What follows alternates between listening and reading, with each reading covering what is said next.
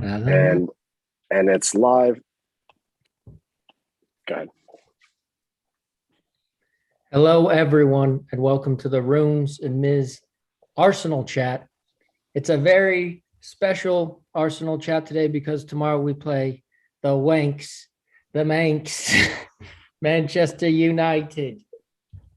And for that episode, we got our good friend, the Manchester United supporter, James Arthur Tierce. How are you? Welcome, Art. I'm good.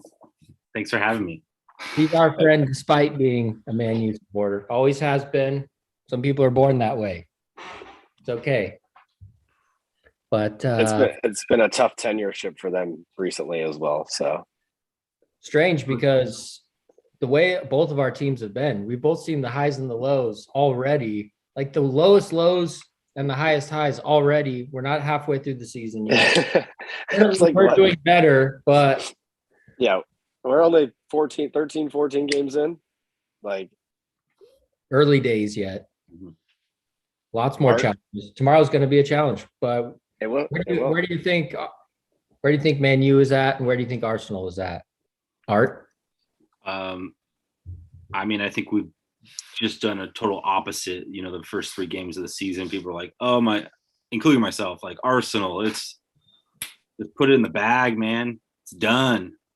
And now, and we like had an impressive start, and then it's like, okay, cool. What's happened? I mean, we don't have a coach, new replacement coming soon, which I think is very exciting because I think in talks with you, Cam, I've preached that the tactics are the thing that have been lacking for a long time. You guys have always said like Ole doesn't know what he's doing, and all he does is just fields the best players and hopes the best. I think that kind of came to fruition, and that was, you know, I didn't see it that way, but clearly that became the thing. And then, you know, all the masterminds seem to be locked up in the teams that they're winning with right now.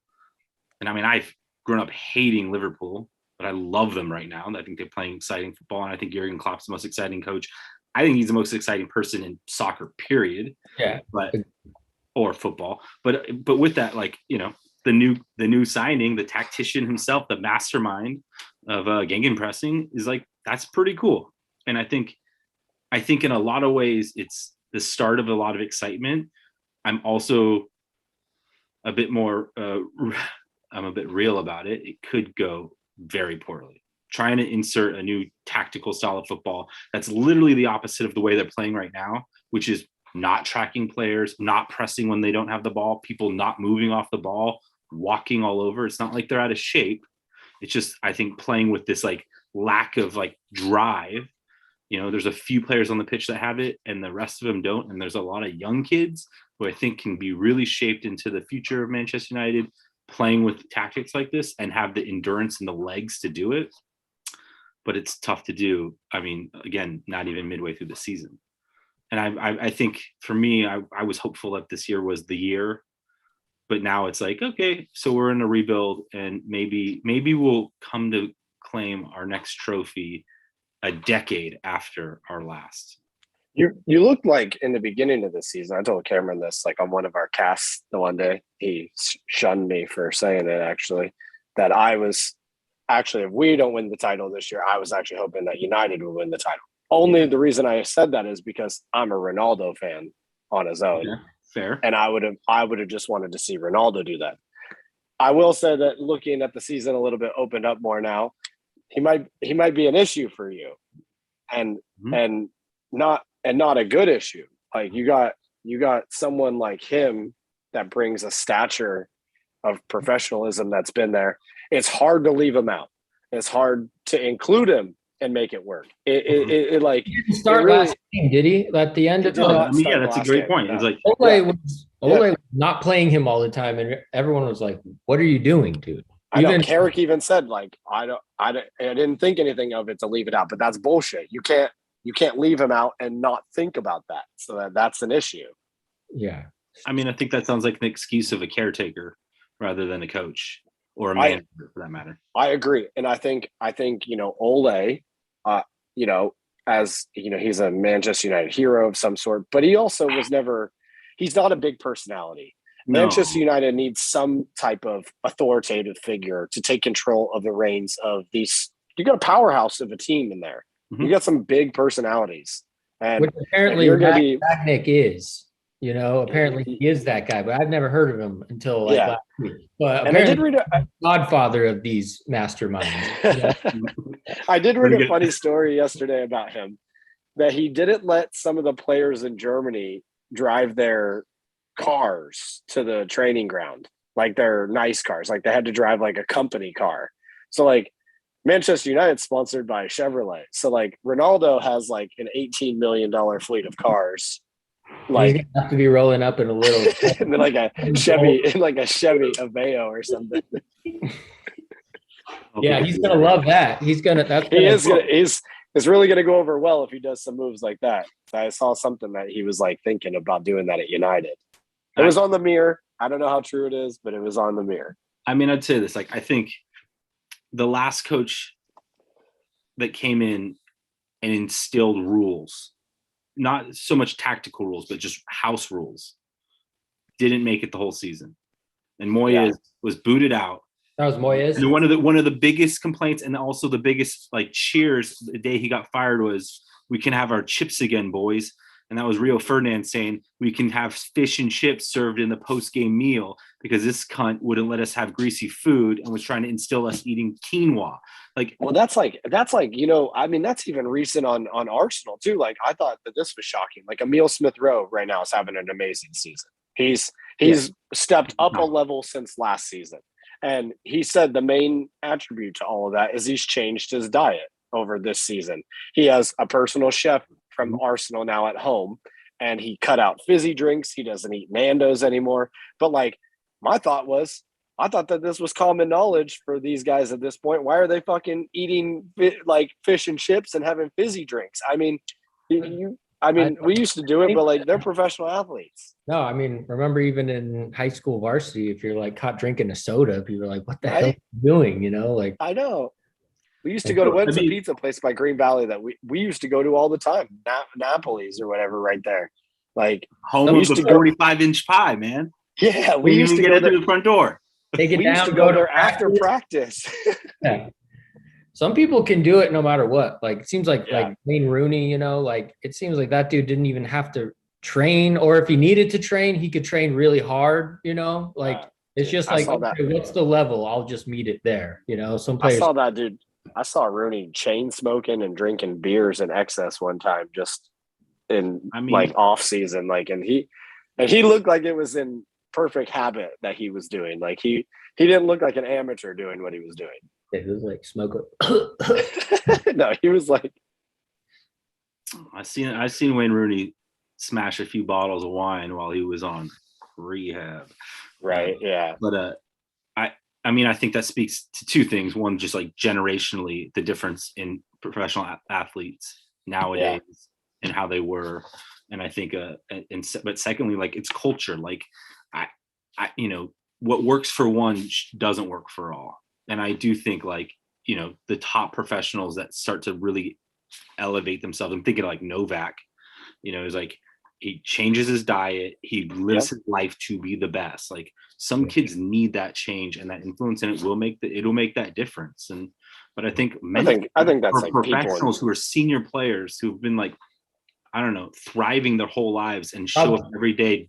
Probably have a couple years left, like Rio at that time. Like I don't think I'm not freaking going. Change the culture of a team in a dressing room so dramatically, especially. I mean, I did listen to your guys' last cast just before this one, and the reference that like all the parallels of Arsenal and Manchester United, especially in recent years, and kind of highs and lows and long tenures as coaches. One thing I had to disagree with you is you're like, like Sir Alex left them in shit. It was like, I mean, he left them as fucking champions of the world. And the season before that, they only came in second, but they were even on points with City by goal differential. Like they were a core of a squad that was very, very competitive, absolutely domestically and top 10 internationally.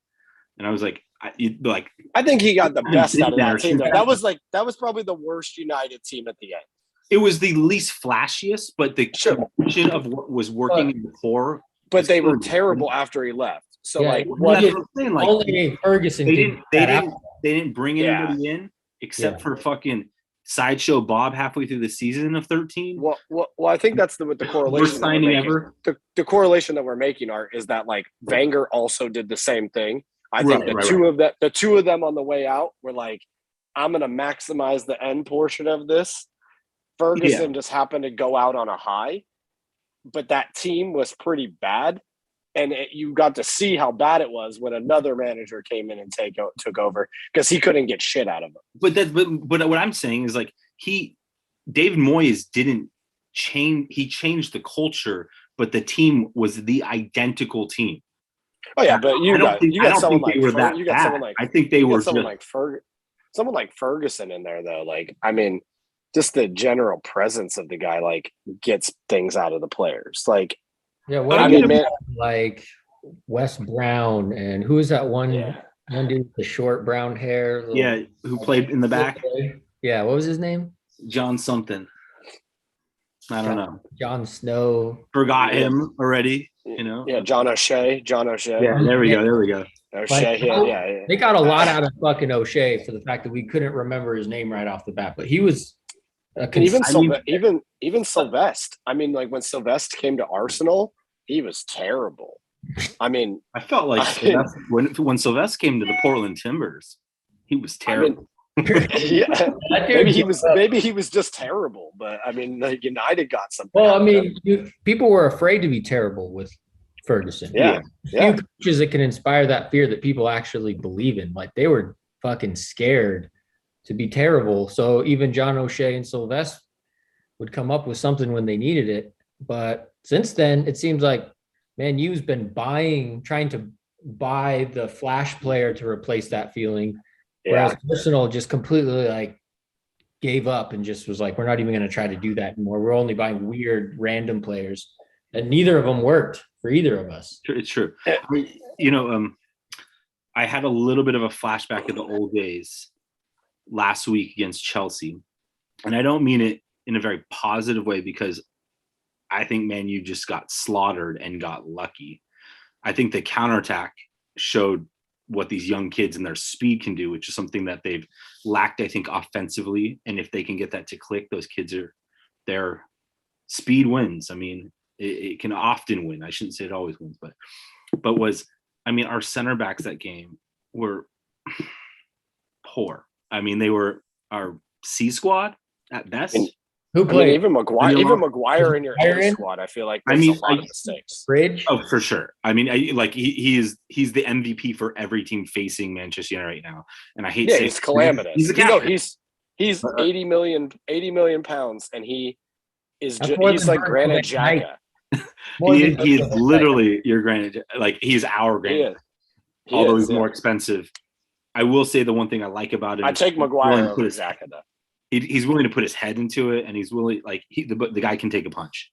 So like in Greece. I mean, he's not scared to fight, and that's something that I think players don't have. But I feel like what I saw is like collectively the squad was good enough, but the weak point was the two center backs, and they kind of kept pace with the level they were playing against. And perform. I mean, 1-1 in a game that really, I mean, statistically, it looked like a Barcelona versus like lower tier division team in Spain. I mean, it was like 70-30 possession, 25 shots to 3, 5 yellow cards to 1, 12 corner kicks to 2. Like it was just like, ooh, that is not good. And when you watch the highlights, it's like, yeah, it was pretty one-sided, and they got lucky. And De Gea played good. But defensively, like people just played better than they are because they had to and because they were wearing a Manchester United jersey. And that was the one takeaway I can say is like, if we had better players on the field, which I don't want to make excuses, could that game been a little bit more competitive? Like, I don't necessarily know that, but it's good to walk away with a tie, having a squad having the center backs that you had on the field. I mean, well, it's crazy what a center back pairing and a good goalie will do, because we just got a good center back pairing finally, which we were missing. Yeah. We had Mertesacker and Koscielny for like a fucking decade, dude. And they were terrible, dude. One dude was 5'7", and the other dude was like 6'8" and terrible, and Yeah. like, how can you be good if both your center backs suck, You So can't. That's like the core. That's the core of just everywhere you're going to get beat. And yeah, we've been hurting for a decent center back pairing since like 2007. yeah. And having Ben White and Yeah. Gabriel, it just changes your whole outlook. It allows your Yeah. offensive players to shine a little bit more. All of a sudden, creativity opens up a little bit because you have that base. But yeah, having shitty center backs, and Varane got injured, but he never really. I don't know. He Never didn't got started. bad. Did he do good? Hard to say. I mean, you guys bought some marquee names over the summer for a good price, but still some marquee names, and only Ronaldo's clicked, which is crazy that Ronaldo and Rooney played in the same time, and Ronaldo is still the best player on Manchester United today. Dude, it's just this. I mean, that's why I admire him in some regard. The dude is a month older than me, almost to the day, and I mean, he is still crushing it, like size wise. Like he's so fit, so fast, scoring goals. Goes back into the Premier League. Like I'm nervous. Like tomorrow, like he very well could score on us tomorrow. For sure. He probably will score on us tomorrow, whether we win or not. Like he loves to score on Arsenal. He loves to score on everybody in the Premier League. It's just last time he was playing for United, there were some hard to take goals from Ronaldo because I hated him at that time. Oh yeah, and he scored on us in a couple tough games. I think the game that broke our 49 unbeaten streak was like 2-0 or 4-2.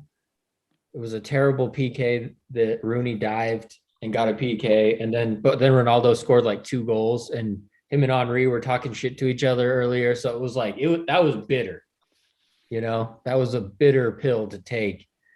But to think that he's come back, I mean, he could do it again. He's the person I'm worried about the most scoring. Yeah, same. Just flat out. I think that is a worry tomorrow. He's dangerous.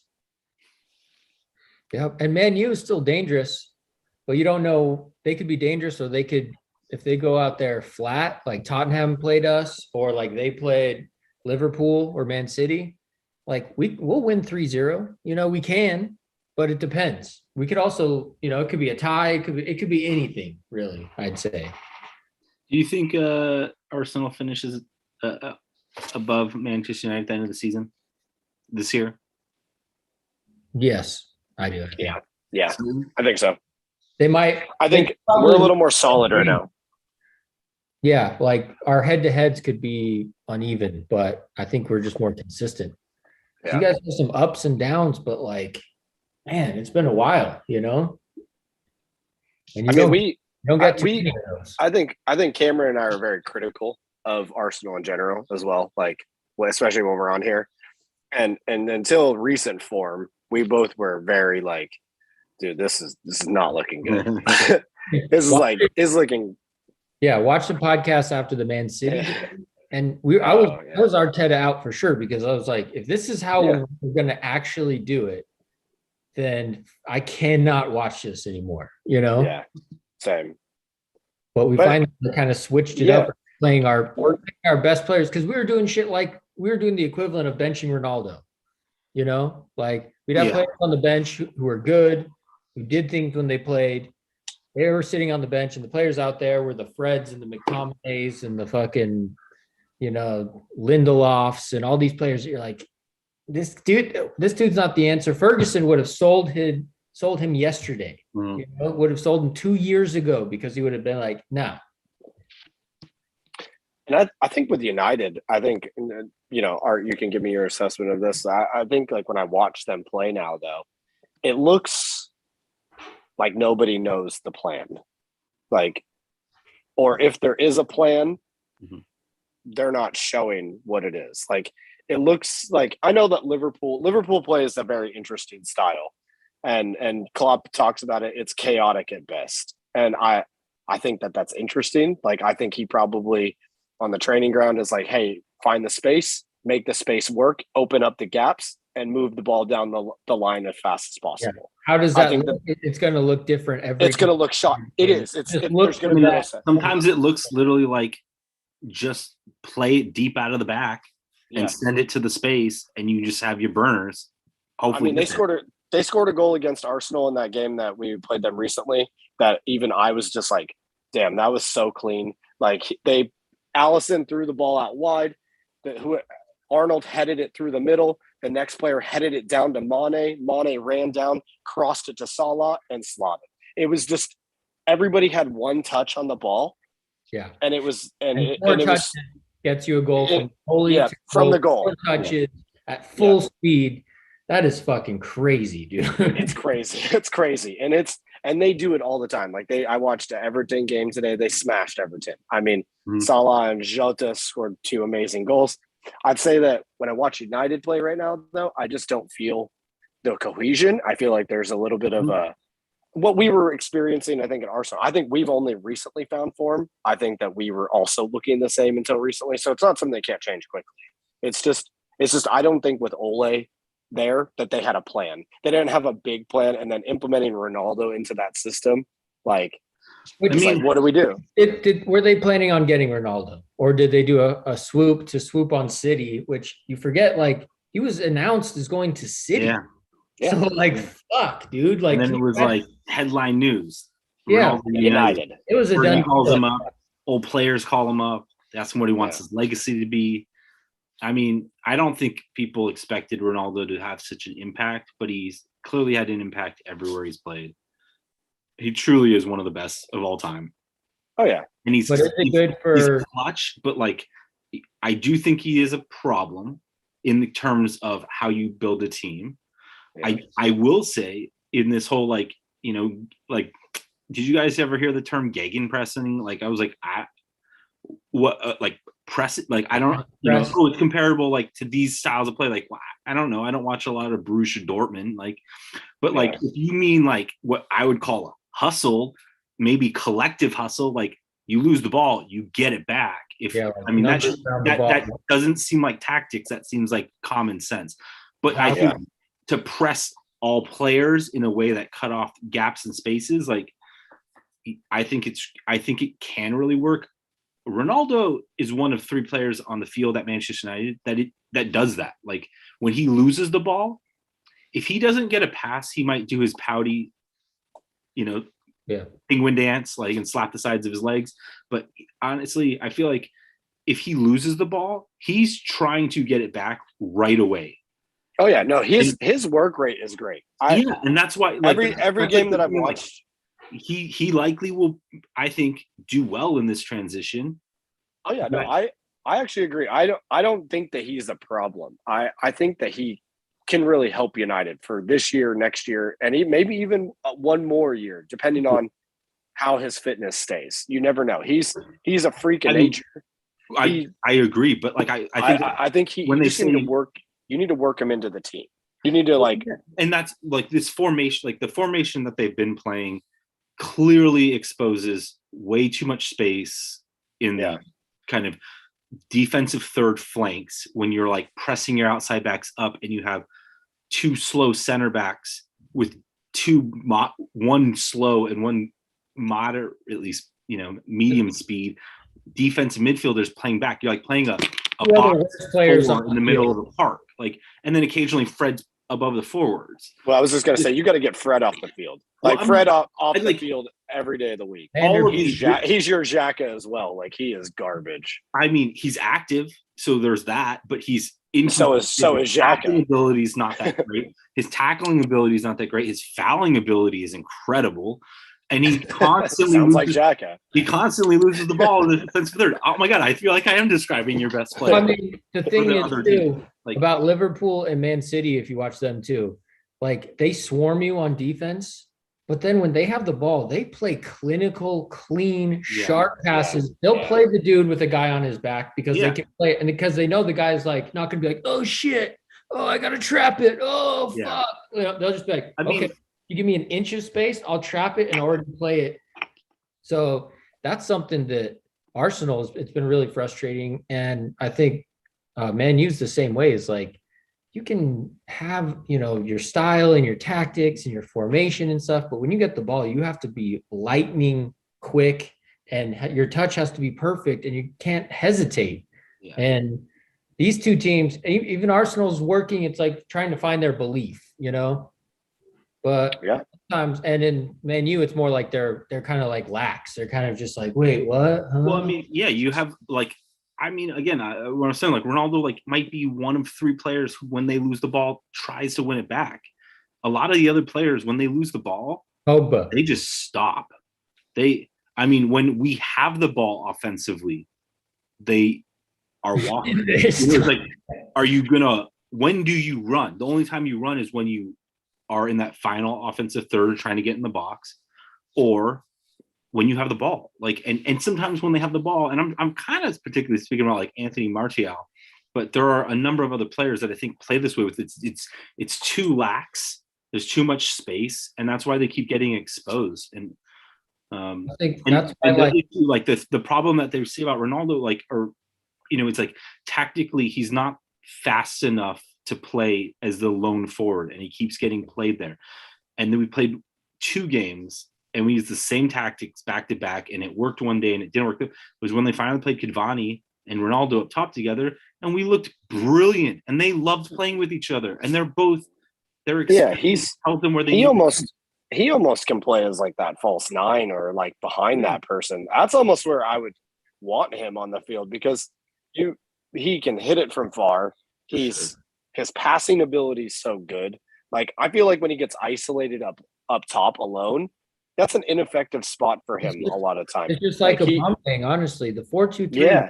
Dude, how can you only have one? I always hated the striker alone. Like, what are you supposed to do? Like, hope that someone gives you a perfect ball and you can beat the defender with speed, but you're facing these fast-ass defenders. Like, that's the hardest thing to do basically in soccer, is to beat someone one-on-one with speed and score, like, but that's your only job. Especially when you start with your back to the goal. Like, yeah, if you're running full speed at somebody, you have a defender on his heels. That's not how they're getting the ball to start with. Like, and we all know, like, when you're up top and like the defender already has such an advantage, like distance wise and space wise, like it's already hard enough to beat them in that area, even when the ball's like a good through ball, no matter how fast the person is. Like, it's just a tough area. So, like, I agree. I don't like him up top alone. Like, I think you're far more dangerous with him. Well, it's sitting funny. Back a little bit. We both play the same formation, 4-2-3-1. We both struggle at times for creativity. We both have center backs. Sometimes we've improved there, but we also have defensive center mids that seem to hold up the play, that don't really connect, the offense to the defense. And then you have some of the best strikers in the world. Aubameyang got the Golden Boot a couple years ago. He doesn't really get his due. He had an off year, but he's world class in my opinion. He's capable of doing great things and scoring big goals. He scored against Man United before, and Ronaldo is obviously probably the GOAT, and they're getting, sidelined out there on a 4-2-3-1 as the only center forward. They don't get the ball. When they do get the ball, there's 2 big ass defenders ready to kick their fucking leg off. Like, it hasn't benefited either of our teams, I think. Yeah, I agree. Tomorrow will be. I'm looking forward to tomorrow's match. I think it's going to be an interesting test for both teams. Like, especially for us, at least. Like, I don't think, I told Cameron this earlier, I don't think the Liverpool result for Arsenal is a good measure of where we're at. Even though we didn't play bad through most of the game, we got spanked in the end, but it really was like a 2-0 kind of game. They kind of let it go at the end. I think tomorrow, with our trajectory being similar, like, shows much more of like where we both are at, especially table wise. Like, right now, City, United, and Chelsea, or City, Liverpool, and Chelsea are just, they're very good. That it's gonna be between those 3, and it's gonna be tight. Those 3 are good. Dude, they're all real. Dude, City, the way they're looking, they get into a mode where they can't move. They can't. Yeah. They'll figure out a way. They'll win 2-1. They'll win 6-0. But like, they just grind it out. Yeah, their control of the ball is too good. Bernardo Silva, and they just make like today, the goals they scored were just outstanding. And like they just find, like you said, they find a way. They're, and then Liverpool, that they're, I mean, Salah He got robbed on the Ballon d'Or, I think. I think, Like, I mean, seventh or something. dude, seventh? Like, Seventh? dude, and Messi, that shit is so rigged. Like, dude, he did nothing last year. they didn't win. They got knocked out in the Champions League. Argentina. He went to Paris from the team. Like, he's not doing that great at PSG. Like, he scored a couple goals. Like, what does that say? Like, dude, Lewandowski got. I mean, Louis should have won in the top dude, 3. he should have won the year before too. He's been was the the most dominant player in any domestic league. I think they just wanted Messi to win the most. Like, they literally at this point, he made 7 now, and Ronaldo's at 5, right? So they gave it to Messi last year and this year. It's just like, dude, it's bogus. It's such bogus. And I mean, like Mbappe and Holland were like, no one was even mentioning them. I was like, Mbappe is not. I think he's better than Lewandowski. I mean, yeah. I thought they were saying this year was the year N'Golo Kante was going to win because played for a World Cup winning team. He comes into the domestic league. They win the Champions League. Like, Jorginho won Champions League and the Euros. Yeah, and like wasn't even on there. Like, and he missed like 8 PKs. Just I don't know about you guys, but Skyball. Jorginho, like, I hate that PK. I do too. I can't stand it. I was hating on him, but then I looked at him with his golden hair, and I was like, "Yo, he's kind of handsome." There's a good doc that I watched the other night. There's a good doc that I watched the other night on Amazon about the Zuri, about the Euro team, and they Amazon followed them for the Euros. It's pretty good. It's like just a one episode and I don't really like the Italian national team, but it made you like them a little bit more. They're like fun. They're like the Juve All or Nothing came out too. I need to watch that. I know, it looks good. Yeah, and Arsenal's filming right now. Well, it's gonna be crazy. Dynamite. I mean, it was looking bad, so it'll be an interesting one for us. You guys have a favorite Italian player right now? I like Chiesa. Yeah, this guy. I want to know more about him. Dude, he's good. He looks real good. And his dad was a pro. Okay. So his dad, I think he's the first father-son Euro winner ever. Like, his dad has won the Euros. It's pretty cool. So yeah, it's pretty cool. Italy is pretty cool. I think the Italian style is coming back a little bit. Dude, that documentary is sick, actually. And Roberto Mancini gets a lot. I love his mindset talks that he has with them in the beginning of their team meetings. He's like, "We're gonna play great today," and it just reinforces before there's no doubt whether they go out there. He's like, "You're a great team. You're better than them. We're gonna go out there and play great." And he just keeps reaffirming stuff to them. It's just, I always find it interesting how coaches speak to the teams. For sure. Gotta put that out. Yeah. So tomorrow, what do we think? As a results wise? Yeah, because we got about 15 minutes left. Let's wind it up on what's going to happen tomorrow. We notoriously every week we do a prediction, and usually it's there's no prediction with Arsenal because literally we've gotten destroyed. We destroyed. Well, we beat Watford. Well, we beat them pretty handily when I'm watching the game. And Watford is coming up. I don't know if they tied Chelsea today or eventually lost. They lost 2-1. But I mean, they absolutely smashed Man U. They got lucky last week. I mean, I was like, man, who's this team? Watford? Never heard of them. I'm happy you didn't beat Chelsea, actually, because I'm happy that you didn't lose to Chelsea, because now you're kind of due for a loss again. So when I look at the standings and it's the last 5 games, I'm like, man, that's a lot of green. And then I look at Manchester United, it's a grayish red tone. What's that mean? That looks right. Yeah, that looks on right. Sky. When you go to Sky and you look at it, I would love to see us win, but I'm more than happy with understanding that this season as a whole is a building block towards the future. It's a shame that we spent this much money. Not everybody's fully fit nor integrated in this team. And it sucks because I think the one thing so far this season that's been holding it together is Cristiano Ronaldo, and coming in clutch, scoring late goals, just showing that he's world class and a tier above most. and we're probably gonna dwindle his like finest, qualities.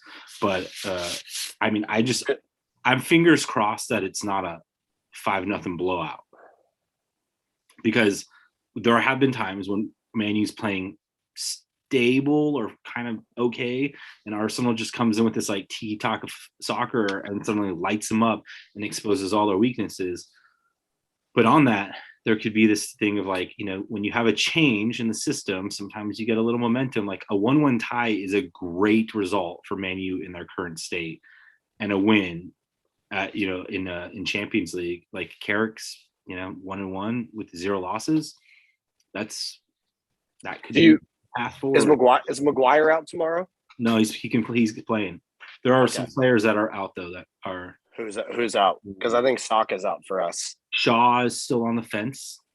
But Tallis is playing decent. I don't think he can cover as much. And then the guy, the fashion mogul that's on, he's got blue hair and he's tall.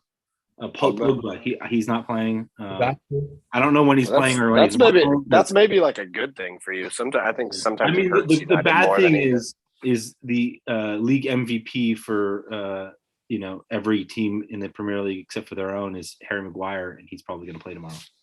So Maguire and Lindelof in the back. I don't mind Maguire playing. I think he's a point to expose a lot of the time. Yeah, a real cunt friend of mine who I love, but he sent me this message. It was like, Chelsea is like appealing Maguire's red card against Watford so that he can play against them. It was like, but it's true. Like, so I feel like for us, it won't matter who's playing for Man U. It'll matter like how the players play for Arsenal. That's just Arsenal a lot of times in general. Like if they take the game into their hands, they can beat anyone, but it's a matter of if they do. And when it comes to lineup, like I think Saka is injured, and they're saying Emile Smith-Rowe is like kind of tired. And dude, if we throw on Martinelli and Pepe and Lacazette and Aubameyang and just fly at you guys with and have a sturdy back line, that's what I'm hoping happens. Like, because we have players that haven't really been playing, but like are still sick and chomping at the bit. And this would be an awesome game to just fucking swarm with the team that you guys aren't expecting, because you guys are probably expecting like Saka and Emile Smith-Rowe and maybe Odegaard, and so to switch it up, that's what I want to see. I don't know if that's what will happen, but I feel like if speaking of people chomping at the bit and want to light it up, like Gareth Southgate has to be watching tomorrow. Oh yeah, he will for sure be in Old Trafford 90% of the time during the Euros, and Sancho and Rashford was coming off injury, played 0. Sancho 1 game, except for the penalties that they all missed. Those guys, they have some proof to make in their World Cup statement. I would hope that that's inside them to say like, tomorrow's my day to make, and those guys could be difference makers. Their speed is very real, but I agree. I agree with consistency and I'm not that hopeful. I'm not talking trash today because I feel like it's probably gonna. I know. I think we're both. We're both tentative about it. You don't know what we're gonna get. Yeah, we're both very. We're talking. Cameron, because they're like our teams are. Well, we don't know. Totally, Cameron. I think you're right though. I think like whatever Arsenal team shows up tomorrow, like if we're playing like we did against Tottenham, like you're in trouble tomorrow. Like because we're overwhelm a team, but it doesn't matter who the other side is. Like. Dude, Martinelli scored a worldie the other day. Like, the goal was, did you see it when he scored? From your Japanese brother, Tomiyasu, who has been absolutely. Have you been watching this dude? Dude, he's amazing. The sickest Japanese players in the Premier League. Of all time. Yeah, dude, he's like, so really good. Think about it. Like, who's a better one? He's sick. Like, it's his first year. If he continues on his way, he'll be a Japanese legend in the Premier League for sure. Totally. Dude, that ball that he played to Martinelli, the ball comes over the top from like the side, and Martinelli is at like the 6-yard box. He just watches the ball come over his head the entire way and takes it on his first touch, like far post, just slotted. Yeah. It's just, it's like so clinical. And if he is in the mood and playing, like I think Saka's out tomorrow. Actually, I'm pretty sure we're not going to have him. That's kind of good because it gives us a chance to clear it out a little bit. You know what I mean? It does. Like we Martinelli is like, a good replacement. Yeah. We have like not enough spots for everyone, it seems like. Where Man U, it seems like they're either playing all their best players or their best players just aren't. It changes too often who their best player is. You know, like Cristiano's a focal point, but I was also going to make the point that I think it might be bad for you guys to have Ronaldo because it's bad when you have one person who does all of the responsibility, you know, like he takes it all upon himself. He gets the stats, he's doing well, but like other people kind of just like, well, he's going to do it, you know, like Henry definitely got like that at Arsenal.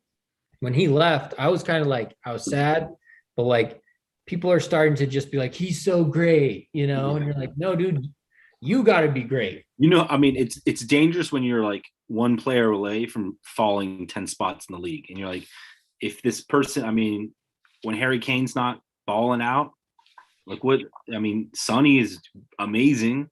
But look what like Tottenham does, like nothing. Like, you know, they're struggling. Yes, they are. I mean, I think we both capitalized on playing Tottenham this season.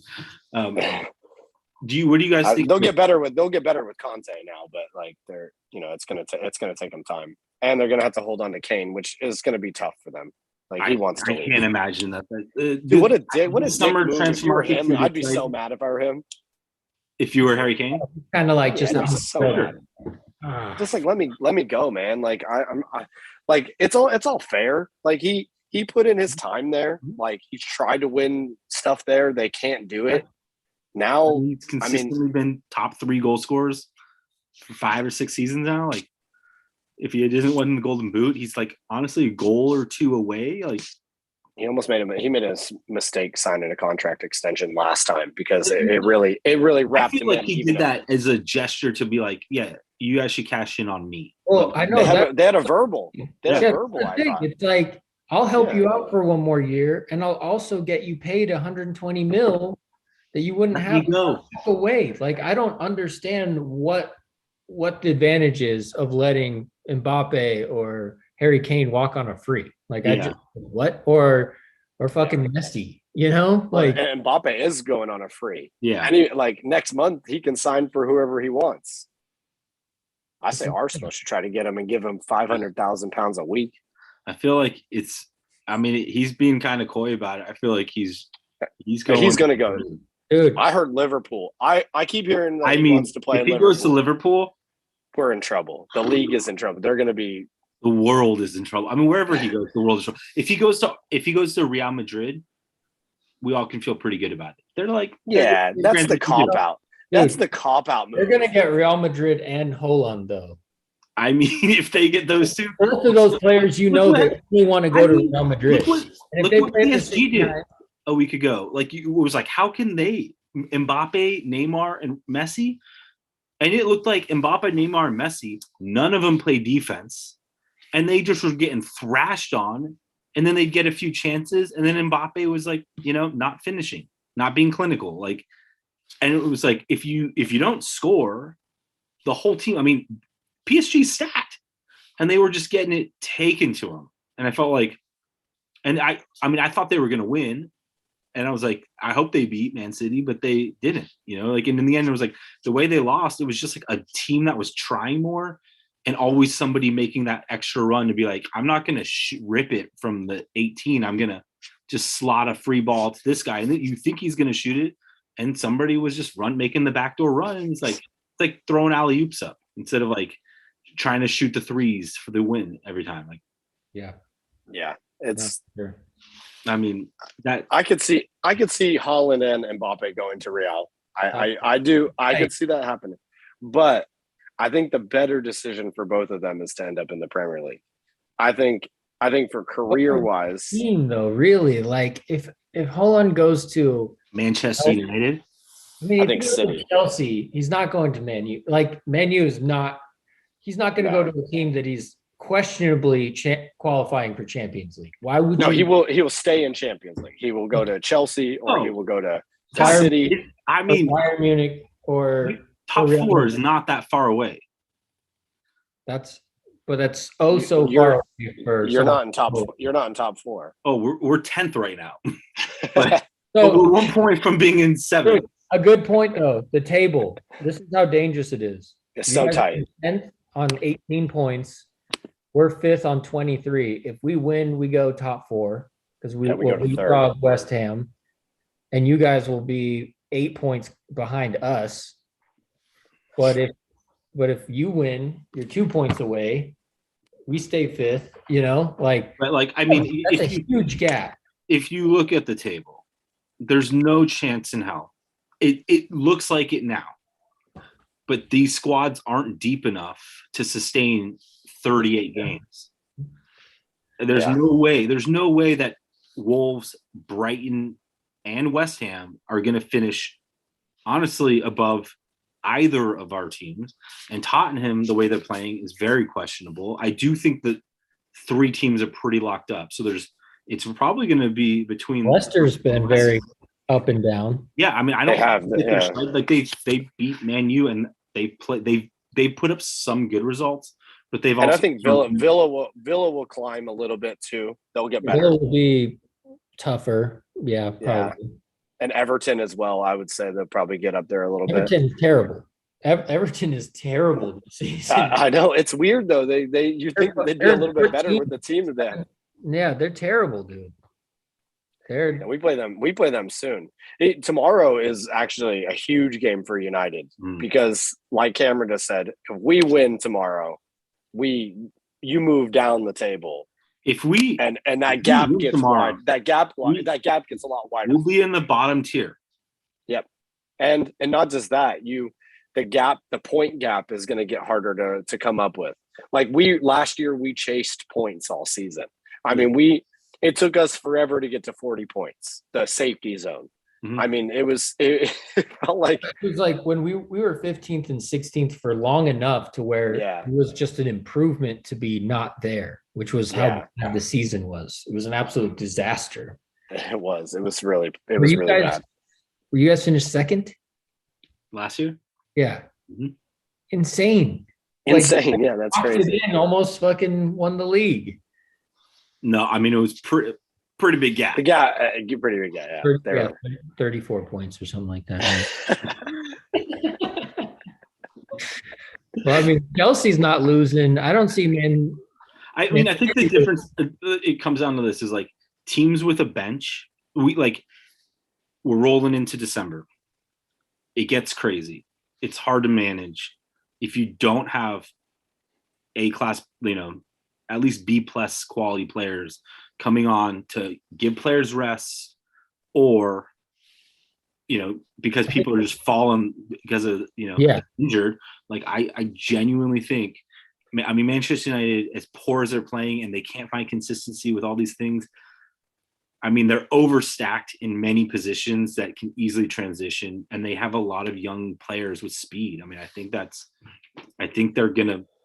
we'll be just fine, and hopefully fine enough that after that break, there's a chance for the rest of the season and honestly Champions League to build more confidence. I don't think we're going to win Champions League, but I think playing well and competing against big teams is going to be like, you get a couple wins under your belt, you start feeling like you're better than you are, and that's a good thing. That's hard to beat. You're starting Ronaldo tomorrow, I'm guessing. They have to.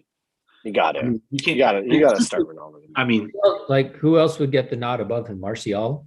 Yeah, honestly, Martial is they did something interesting. They finally put the 2 forwards up top, which is the strategy that was being recommended by, I don't know, the world and all the pundits to the coaching staff of Manchester United, and they did it. But that whole point was that you had Ronaldo playing underneath somebody and giving somebody else that could just give the pace to put pressure the whole game, so that he could have kind of a little bit less pressure to create. Yeah, he'll be a poacher. So what did they do? They benched him, but they put Sancho and Rashford up top. And I think, the goal that they scored was a big error on Jorginho, but it also showed that speed and pressure put people in an uncomfortable position, and those guys have it. And so I think Ronaldo. Yeah, what was Jorginho doing? he tried to be clever and settle the ball on that. Yeah, Dude, what are you doing there? You do like, I mean, Sancho made the most of it for sure. And he clever that he scored the game before. So he's like, it's like, hey, maybe this kid's just now getting a little bit of like the confidence, but also like the repetition of playing weekly.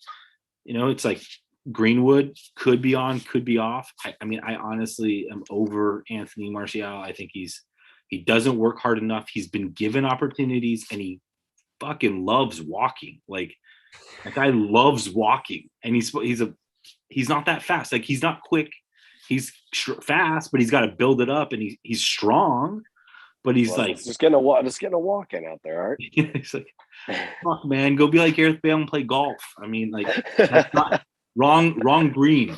But like, is Gareth Bale at Tottenham or Real? Where is he's at Real?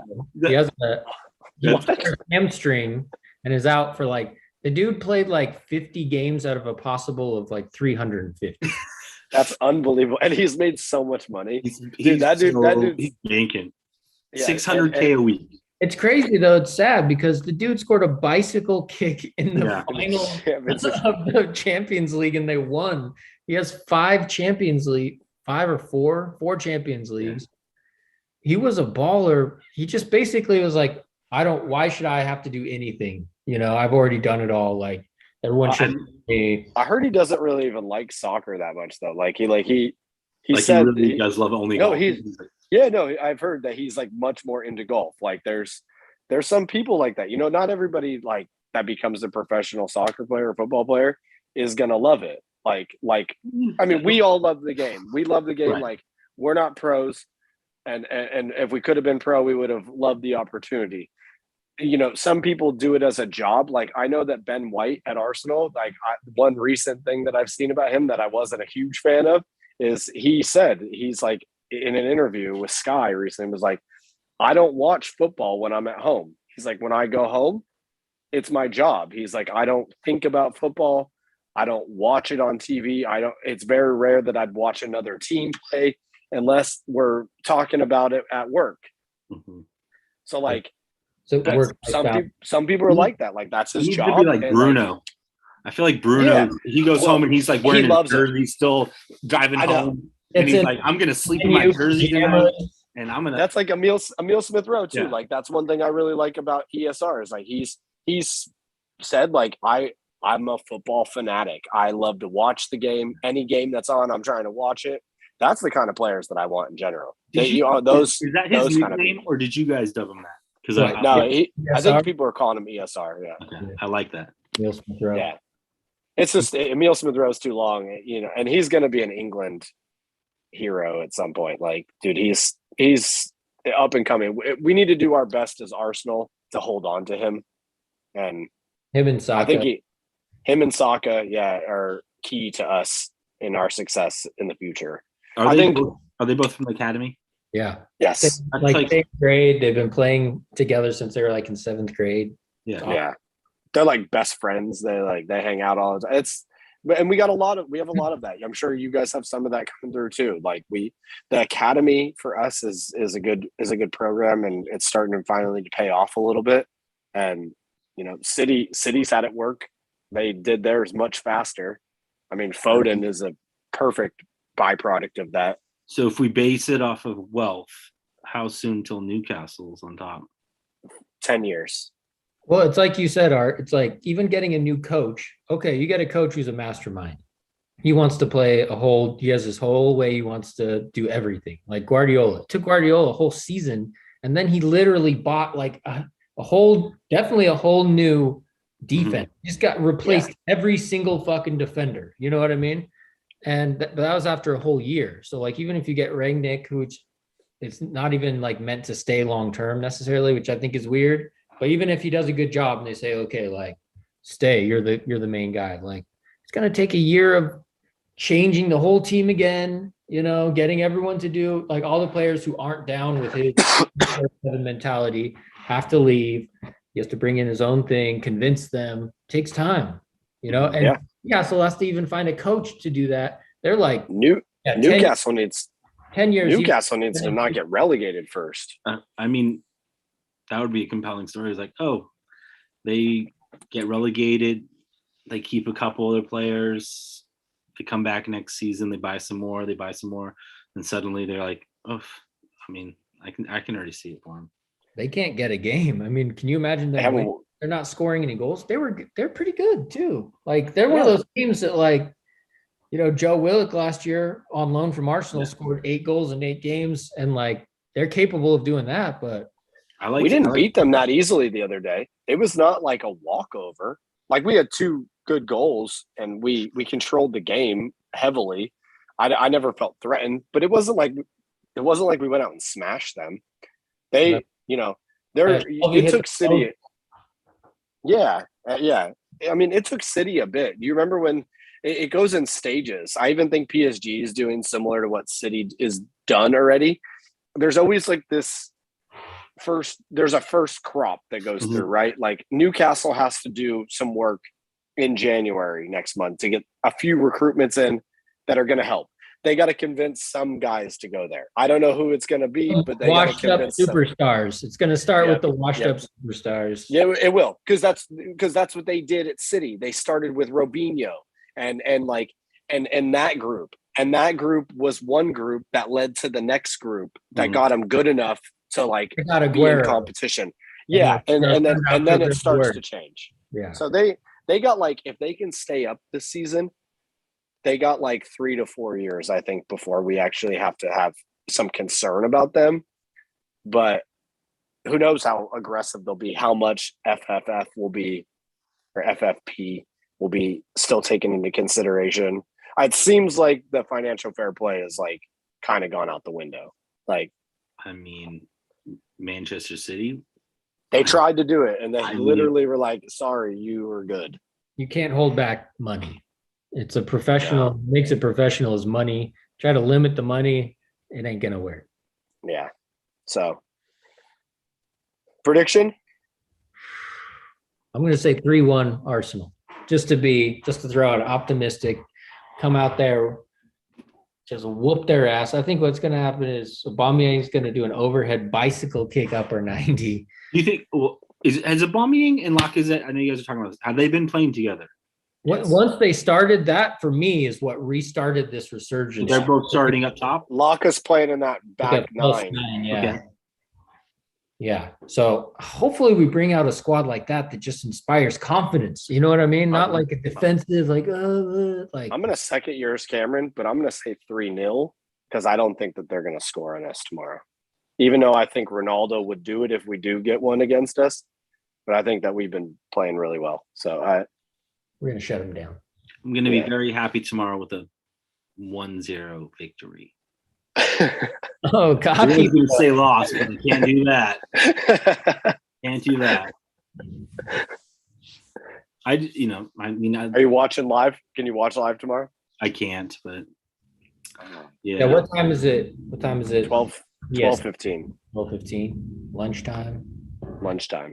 The lunchtime kickoff. Hopefully I don't get service at my work either, so. You got TV in there? You heckle me. You got internet access, but no cell reception. Little earbud. I'll check. I've been putting all the Arsenal games on my calendar for the month before the month starts, so that I make sure when I'm booking appointments that like I'm busy during that time, because mentally I will be somewhere else. Like, oh yeah. Okay. Oh, cool. Oh, sorry. Yeah, let's do it. That's great. Yeah. Well, it was great chatting about this today. Yeah. Talking to you guys. We'll have to do it again this season. It's at Old Trafford. It's at Old Trafford. Yep. Yeah. Well, I mean, nowadays I feel like playing at Old Trafford, it's kind of like looking at the front row stands of the Emirates.